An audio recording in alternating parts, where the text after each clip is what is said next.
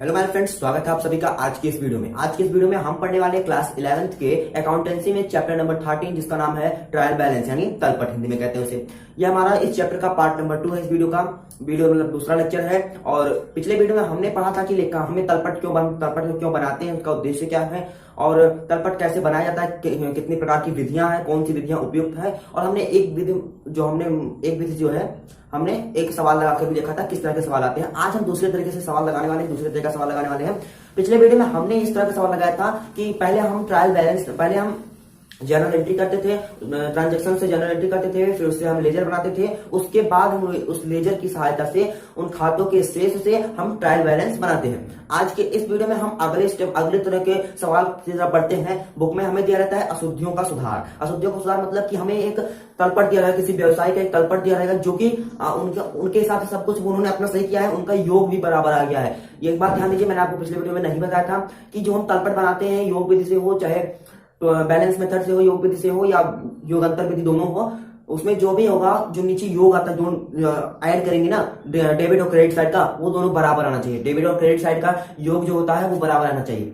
तो अगर वो बराबर नहीं आता है तो गलत रहता है। लेकिन क्या है, यहाँ पर जो हमारे व्यवसायी हैं, मतलब किताब में किसी व्यवसायी का जो तलपट दे दिया गया है और उन्होंने उनका बैलेंस तो बराबर आ गया, उनका जो योग है नीचे वो तो बराबर आ गया है, टोटल उनका बराबर आ गया है। लेकिन उनमें क्या दिक्कत है कि उनमें कुछ ना कुछ तो गलतियां हैं, बहुत कॉमन सी गलतियां हैं, उनको हमें ढूंढकर सुधार करना है क्योंकि उनका योग तो बराबर आ गया है। ठीक है, हम लास्ट में कुछ ऐसी गलतियों के बारे में पढ़ेंगे जो कि तलपट का योग मिल जाता है लेकिन तब भी जो है आंसर गलत होता है, तलपट गलत होता है। जैसा कि पिछले वीडियो में हमने ये सीखा था कि कौन कौन से खातों का जो शेष होता है वो डेबिट आता है, कौन कौन से खातों का शेष क्रेडिट आता है। अगर आपको नहीं पता तो आप पिछला वीडियो जरूर देखिएगा, आपको उसमें सब कुछ क्लियर हो जाएगा। ठीक है, तो उन्हीं सबके आधार पर कि कौन से खाते डेबिट होते हैं, कौन से खाते क्रेडिट होते हैं, उन्हीं सबके आधार पर हमें जो है तलपट को शुद्ध करना है और उनके योग को फिर से बराबर लाना है। ठीक है, तो आइए दोस्तों स्टार्ट करते हैं, अपने बोर्ड की तरफ चलते हैं और वहां से हम समझते हैं कैसे हम इस तरह के सवाल। तो देखिए, यहाँ पर हमने पिछले वीडियो में इस तरह के सवाल, यहाँ पे हम जर्नल एंट्री करके ट्रांजेक्शन की मदद से जर्नल एंट्री करते हैं, फिर उससे लेजर बनाते हैं और लेजर बनाने के बाद हम तलपट बनाते हैं। ठीक है,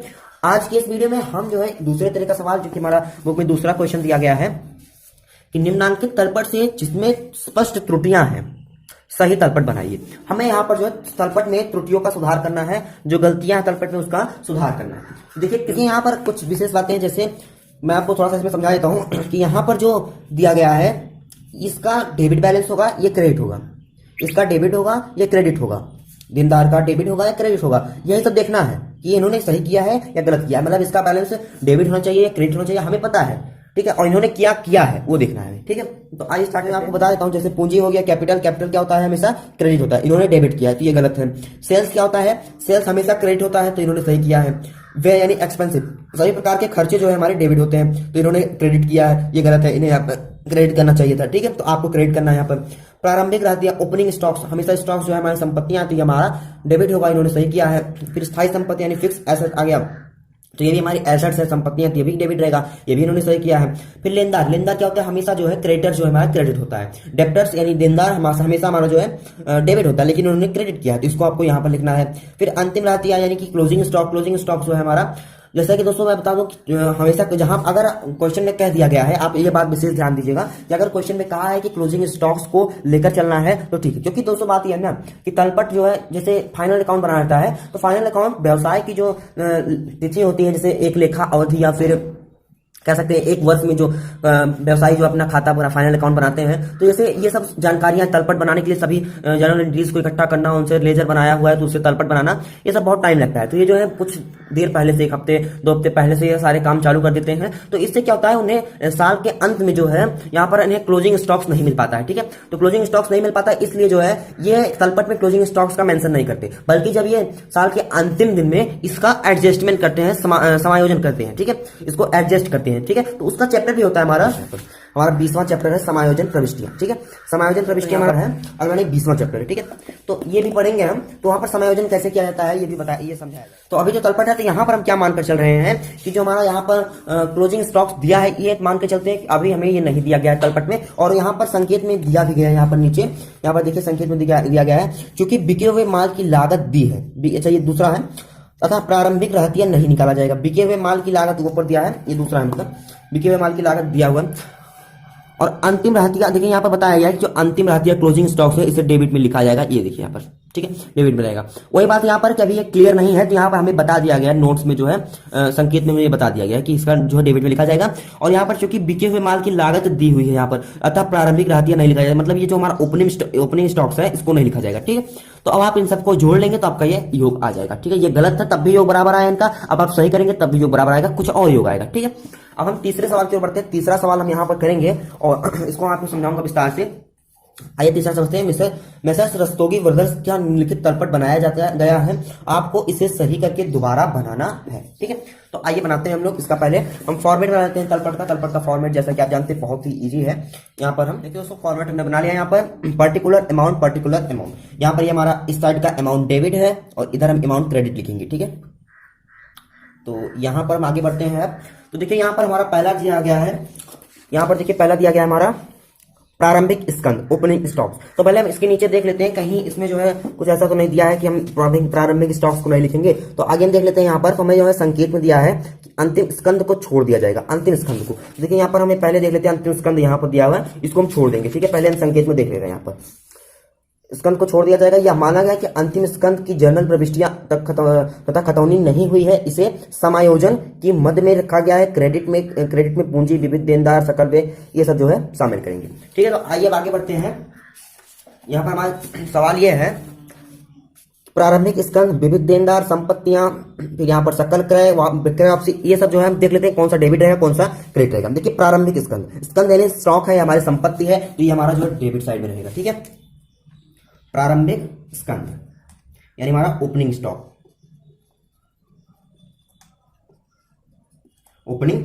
हमारा ये 16,590 रुपए का है, 590 रुपए का, ठीक है। अगला दिया हमारा विविध देनदार यानी कि डेप्टर्स। देखिए विविध देनदार यानी कि डेप्टर्स, यहाँ नीचे भी दिया हमारा, इंग्लिश में भी दिया रहता है। तो विविध देनदार यानी डेप्टर्स हमारे क्या होते हैं, हमारे डेबिट ही होते हैं डेप्टर्स, क्योंकि हमारी संपत्ति होती है। विविध यानी सन्ड्री, कितने का है हमारा, 20,670 का है,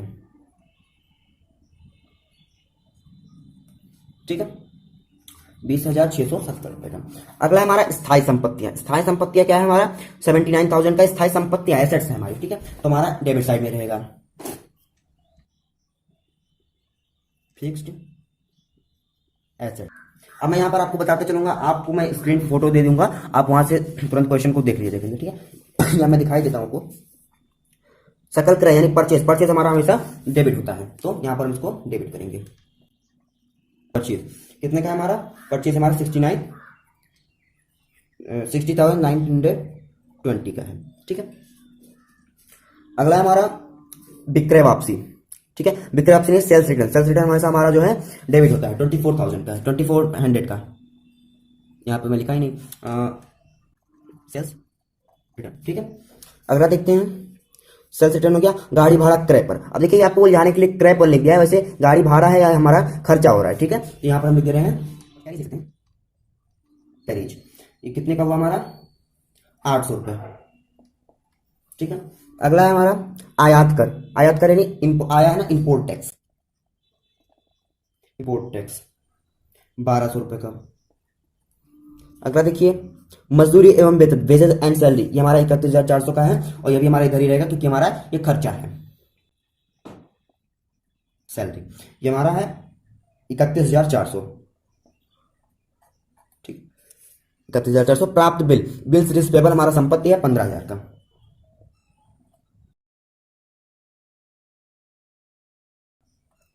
अगला देखते हैं, प्राप्त विपत्र हो गया। प्राप्त किराया देखिए प्राप्त हुआ, यहाँ पर ध्यान से देखिए, किराया हमारा प्राप्त हुआ है, तो प्राप्त हुआ तो हमारा फायदा हो रहा है, ठीक है। तो जब फायदा हो रहा है तो हमारा क्रेडिट साइड में आएगा, ठीक है। तो ये हम छोड़ देंगे, यहाँ पर हम जो है इस साइड में इसको लिखेंगे। तो लाइए यहीं से लिख देते हैं, छूट जाएगा हमारा प्राप्त किराया यानी रेंट रिसीव्ड। कितने का है हमारा रेंट रिसीव्ड, प्राप्त किराया 3,800 रुपये का है, ठीक है।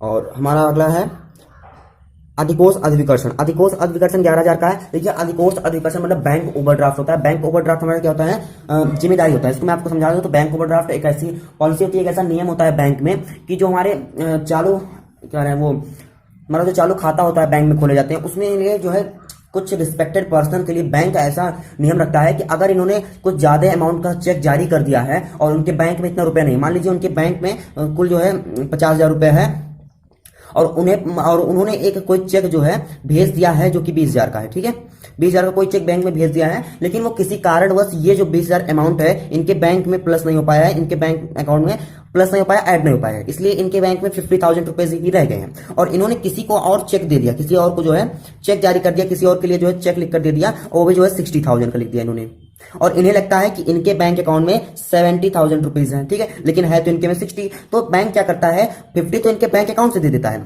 बचा जो 10,000 रुपए वो जो है अपने पास से दे देता है। तो इसी को बैंक अधिकोष अधिविकर्षण या बैंक ओवरड्राफ्ट कहते हैं। ये जो है इस पर बैंक जो है ब्याज भी लेता है, ठीक है। तो इस सबको मिटा देता हूं और ये क्या हो गया हमारा दायित्व हो गया, क्योंकि हमें ये पैसा ये ज्यादा नहीं, शॉर्ट टर्म लोन भी होता है, इसे कहते हैं छोटे समय के लिए ऋण देता है बैंक, ठीक है। तो ये हमारा हो जाएगा यहाँ पर बैंक ओवरड्राफ्ट, ठीक है। यहाँ पर देखिए बैंक ओवरड्राफ्ट हमारा कितना है 11,000 रुपए का, ठीक है।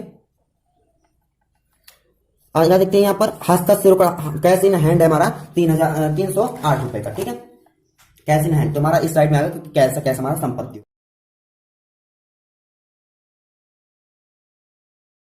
कितने का हमारा अमाउंट कैश इन हैंड हमारा 380 रुपए है, ठीक है, 380 रुपए कैश इन हैंड। अगला देखिए यहाँ पर दर एवं कर रेट एंड टैक्स। तो ये क्या होता है रेट एंड टैक्स, जो हमारा खर्चा टैक्स दे रहे हैं ना, तो इसको हम लिखेंगे यहाँ पर डेबिट रेट एंड टैक्स, ठीक है। तो ये हमारा डेबिट साइड में आएगा, ये हमारा है 7,130 रुपए का है, ठीक है, 7,130 रुपए का है। अब देखिए हमारा डेबिट साइड का काम हो गया, लेकिन अभी इधर से भी कुछ इधर आएगा, क्योंकि इधर से कुछ इधर भी गया है। तो अब आइए इधर साइड में आ जाते हैं। देखिए कैपिटल हमारा पूंजी यानी कैपिटल हमारा 1 लाख का है, तो इसको हम देखते हैं। कैपिटल हमारा हो जाएगा यहाँ पर 1 लाख रुपए, ठीक है। अगला देखते हैं हमारा लेनदार यानी क्रेडिटर हमारा इधर आता है। देखिए अंतिम स्कंद को हम छोड़ दे रहे हैं, यहाँ पर क्लोजिंग स्टॉक्स है हमारा, जो कि हमारे संकेत में दिया है यहाँ पर। विविध लेनदार क्या है 12,500 रुपए का है, सन्ड्री क्रेडिटर्स,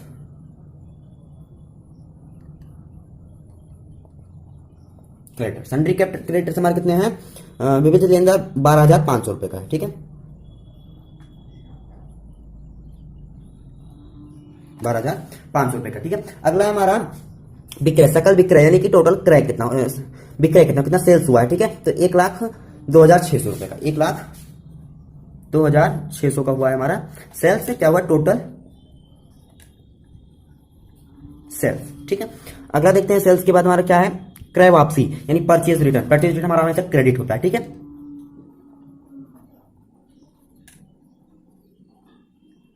परचेज रिटर्न हमेशा क्रेडिट और सेल्स रिटर्न हमेशा डेबिट होता है, ठीक है। कितने का हमारा परचेज रिटर्न हमारा है 1,230 रुपए का है, ठीक है।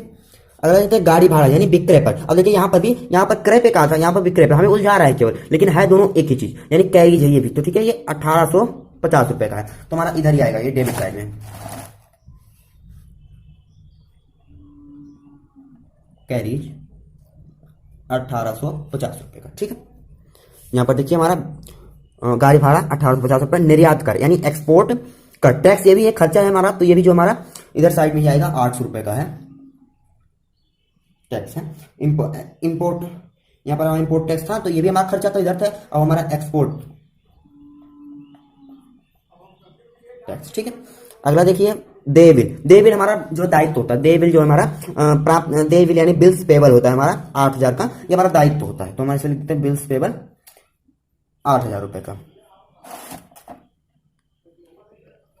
ठीक है। यहां पर देखिए चुकाई गई ब्याज इन्होंने दिया है, ठीक है, 870 रुपए का ब्याज इन्होंने दिया है, तो ब्याज चुकाया गया यानी खर्चा ये भी हमारा, ठीक है।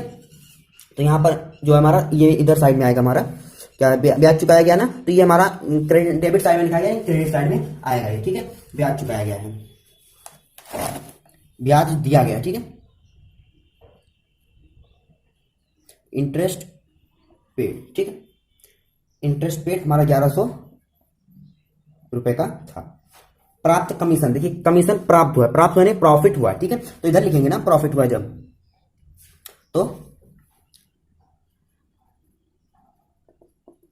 कमीशन रिसीव्ड, ठीक है, ऐसे शॉर्ट में कर दूं मैं।